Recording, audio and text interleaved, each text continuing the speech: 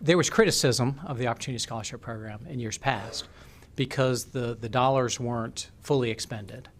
And there are lots of reasons for that. Number one, it was really hard to get the message out to families that they had the opportunity to send their child to the school of their choice, irrespective of income, so long as they could hit that opportunity scholarship.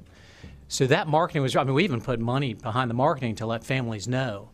This year was a little different. And I have to thank the governor. The governor went around the state telling everybody about opportunity scholarships. I mean everybody. So that people came to me on the street that I'd never met before and said, I just heard the governor. Is that true?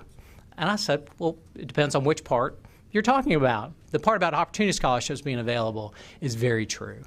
And so you saw in the first week, or the first day that is, more applications were received than the entire priority application period in 2023. I mean, it was really amazing.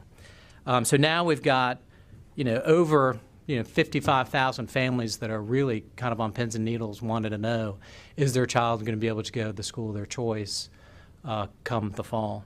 My question is, why is this your urgent priority to provide welfare for the wealthiest families who are, in most cases, already affording to send their children to their private school, the school of their choice, as you call it, when we have so many other unmet needs, particularly related to education? Can you justify this welfare for the wealthiest families in some way that makes some sense to the taxpayers of North Carolina? Even with the appropriation this year, we're still looking at an appropriation for an opportunity scholarships at about 3% of the overall education budget and just under 4.5% of the K-12 budget.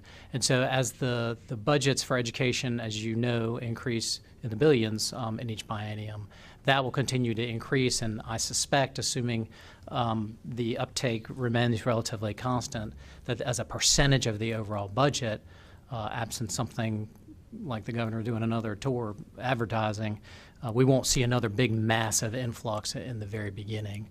So as a percentage of the overall education budget, it is incredibly small. In times of trouble. If we're going to talk about high-income earners, they are the taxpayers. And this is not quote-unquote welfare if it's actually their own money. They're the ones who pay the taxes. And if you have a high-income earner of a family with over $260,000 in income, and they're receiving back an opportunity scholarship around $3,360, I would submit that that is well below the amount of taxes that they are still paying into the state of North Carolina and into the public school system.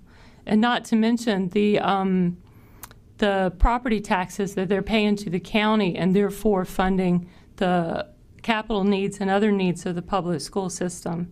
This is a fraction of what the family is actually subsidizing the public school system, which we all benefit as a common good, and we all benefit from a strong and healthy K-12 system. But ultimately, the state controls the curriculum, and the state controls the attendance zones. And families want a measure of control over their own child's education.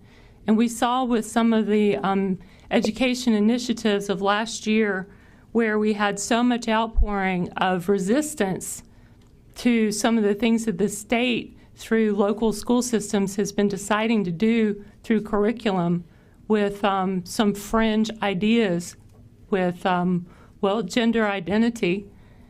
Families are resistant to that for their own children, and they are seeking alternatives. And so I think it's really interesting on one side for those who staunchly support traditional K-12 to any extreme of what traditional K-12 may look like, also resist staunchly an opportunity for a family to access their own tax dollars to be able to provide a different education for their child. And finally, Mr. Chairman, I'd like to mention that in the income range of $115,000 to $260,000, that's the middle class. That is 100% the middle class in the United States of America. That is two county employees married to each other, somebody who works for the health department, being married to somebody who works for the Parks and Rec Department. That can be a nurse married to a police officer. These are hardworking American families who are desperate for a better alternative education to their child, or a better fit for their child versus what they see in their school attendance zone.